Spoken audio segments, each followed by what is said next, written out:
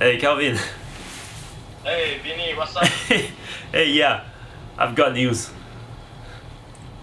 What news? Have you experienced your amp selector switch not working, not moving, and there's no sound coming out of your amp before? No? I think I broke your amp. What? Hello, I'm Vinnie, and welcome to Pedal Rebel. Today we're going to look at a very unassuming amplifier. It is something that you will probably skip and choose another amplifier, making a big mistake. Of course, I'm talking about the Spark Mini. The Spark Mini is by far the smallest amplifier I've ever played, other than those who are pretty much a toy. So as you can tell, I'm all hooked up and I'm ready to do a test drive on this little fella. Let's get to it. I'm Vinnie. Let's check out some gear today.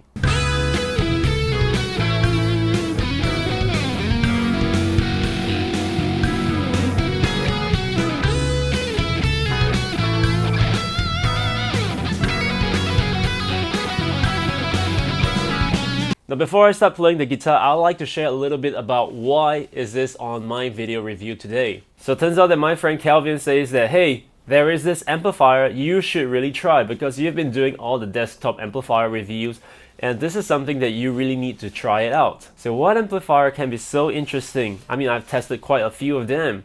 They say, well, it's a Spark, but not Spark 40, Spark Mini. I did a quick search and I was like, you gotta be kidding me. This thing is so small and I don't think it's gonna sound any good at all because that's why they created the Spark 40, right? And if you have missed it, I've actually did a comparison video between the Spark 40 and the NUX Mighty Amp. And in that video, I have to say that the Spark wasn't really that great. I'm talking about the Spark 40, of course. So I have a lot of hesitation when my friend wants to lend me his Spark Mini. I was like, this thing is even smaller. And how good can it sound? I don't have good faith in it. But he is persistent and he brought his amplifier to my place and I gave it a shot. I was totally blown away by the sound that is coming out of this little box. If you're like me, right up front you'll be thinking, well, it is probably one speaker sitting here and that's about it. But doing a little bit of research tells me that, hey, it's not one speaker but two. And it's separated into this 8 degrees angled separation. And it's supposed to create this near field sounding experience, which I think it totally works.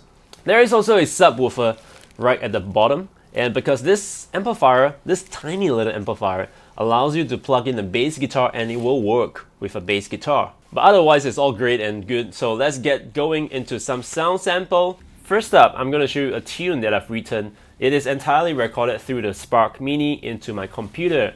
And I only use the presets that's available in the app. I didn't tweak anything, I just go for it and then this is how it sounds.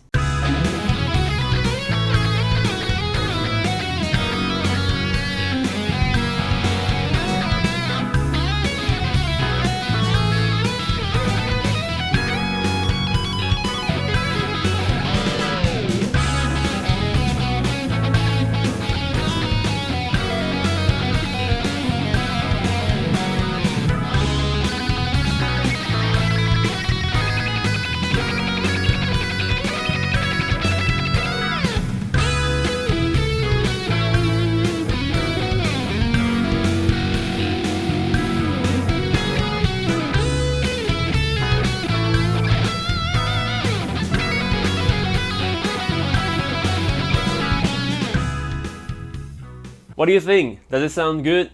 I personally think that the presets itself works flawlessly. I mean, I like how easy it is for me to just plug it into the system and it just works. I, for one, really hate plugging into a system and then spending countless hours just to tweak the sound so that it sounds good enough. And this is really something I would really appreciate. I plug it in and it works. So having said that, I really want to show you how each preset sounds like, and I'm going to show you it through the app here. Adding to the list of pros and cons, I don't like how I have to pair it every single time.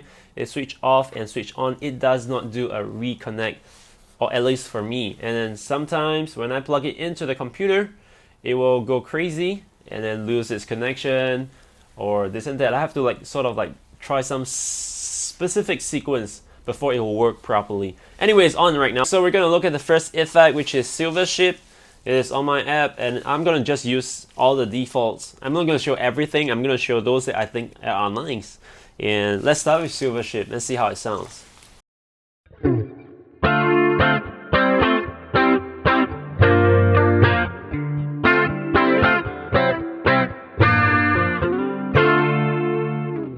Sounds like a very standard jazz chorus with the chorus and a bit of reverb and delay. Dancing in the Room. Come on, this song has been probably played like too much. Anyway, I'm gonna try to show you something of how it sounds. I mean, if you buy this amp, this is probably one of the reasons, like, whoa, it sounds like Dancing in the Room.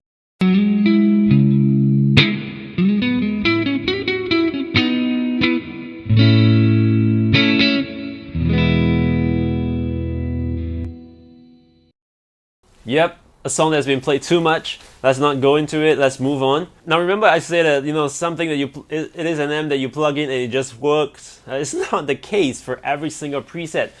I mean, it depends on the creativity that you have or the kind of style that you work with, but some of the effects, I really do not know how to use them. For example, Wooden Bridge.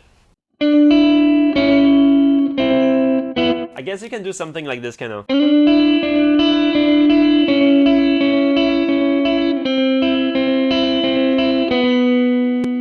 Along the line, yes.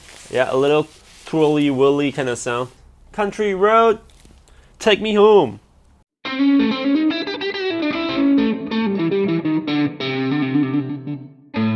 Alright, so next up.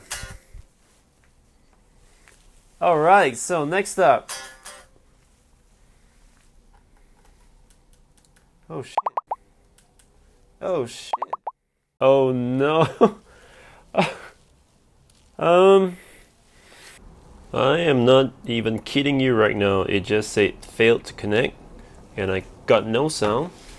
Everything is not moving. See, if I turn the knobs, it should move. But it's not moving. So I tried to power it off. Not powering off. And this is frustrating. Let's try again. Power, press and hold. Nope. Maybe a plug out. I don't know. One eternity later. Okay. Nope. It's not responding. I thought I'm gonna do a video for you, but seems like the video is now shortened by this. Arrgh! It's got a good sound, really. But what is this shit? I think I just broke my friend's amplifier simply by using it. It is stuck at this page right now whereby it shows this. Let me just show it to the screen. It shows this light, the red light on the custom and the green light to tell it is powered on. And it's not moving no matter what I do. I've pressed the button for both the power and the Bluetooth for the tuner button so many times and it's not working. It's just frozen. This might just be the first time ever for me to use an amplifier that frees up like a bad computer. I think I'm gonna pay money to Kelvin for breaking his amp by simply using it. Right, let me try.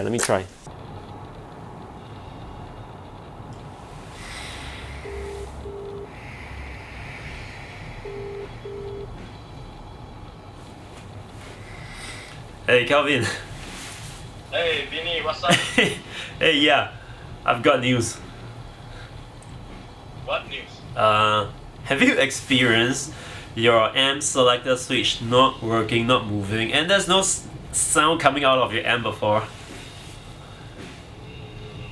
No. I think I broke your amp. What? One eternity later.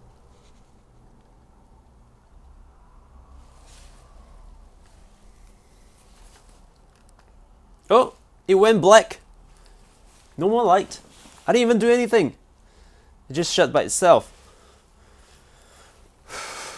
Let's switch it back on. Moment of truth. Here we go. Moment of truth. Whoa! Yay! looks like it's working. Oh, looks like it's working. It's no longer stuck. That's truly a terrifying experience for any guitarist who just wants to plug in and play. At the start of the video, I did say it's just a plug and play it works. Kind of amplifier, it's not. Alright, so regardless, now it's working. I want to see if I can get you some nice sound. And earlier part of the video, I did a lot of clean sound before it started crashing and giving me all this kind of problem. And I was really thinking, when I first plugged this amplifier in, it wasn't the clean sound that impressed me and got me inspired to do this video. It's not. It is Calvin's custom preset, which is based on a dual rectifier, and it was super impressive. And I want you to have that idea, have a feel of how it sounds like. And now, well, let's just get to it. Let's just get to it. First, let me just jack this back in. It just shut my screen down. I'm not even kidding. What is happening? Alright.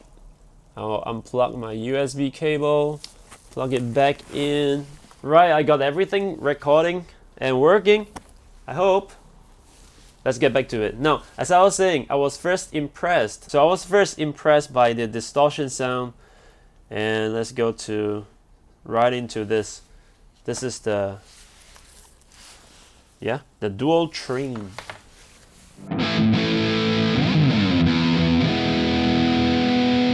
Right? It sounds good, right? I saw this crazy alright, this preset. It's supposed to be Crazy Train, right? I think. Alright, and it sounds like this. I like the sound. Have a listen.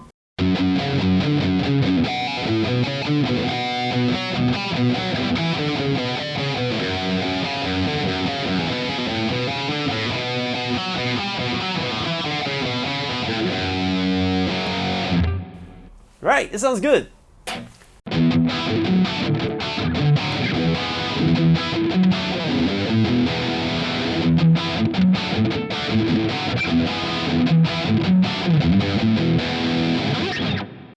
And that is a song I wrote like 10 over years ago. If I have this technology back then, things would have been a lot different. I would not need to spend the amount of money I spent back then. Dark Soul is actually the one I used in the demo earlier, the song demo earlier. And I like it because it kind of like smooth.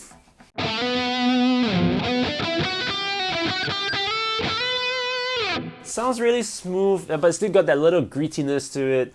And I like that sound. What about British accent? British accent. I couldn't do that. British accent. Here we go.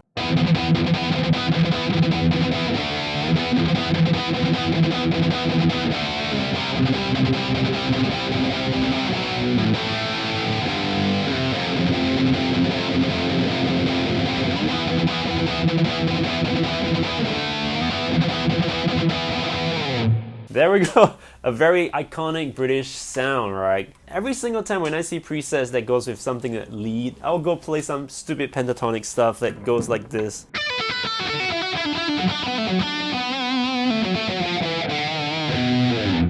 So you're kind of like calling me to, asking me to do something like that to demonstrate the sound. Instead of like really power chord stuff like, it works. Of course, now that I have the Spark Mini, I'm going to put them head to head with the NUX Mighty Space and the actual Mesa Boogie Dual Rectifier. Of course, that will be in a separate video because this video is about the drama queen, the Spark Mini. Adding on to the things I don't really like about the Spark Mini or Positive Grid as a whole is that they will ask you, or rather they will tempt you to buy more amplifier models. Let me just scroll it and let me show it to you. For example, here, there we have it. The Tone City 100 Super 100 JH Tone City comes with a little lock. JH stands for Jimi Hendrix, right? This little lock, once you click in, says that, hey, do you want this sound? Well, it is yours for $28.98. This is cheap, right? Because the original amplifier will probably cost you a few $1,000s if you can even get your hands on one. But what I really hope they can do is to let us have a trial period so that we can test it out and see if we really like it. And then if we do, we pay that money, no problem. But keep in mind, every time when you do that, you're adding cost to your little amplifier sitting on your tabletop. So let's do a recap about the things that really I don't like about this thing and the things that I really like about this little amplifier. The things I don't like, for example, I don't like the switches. The on-off switch are a press and hold momentary digital switch this is a problem because like just now, and I try to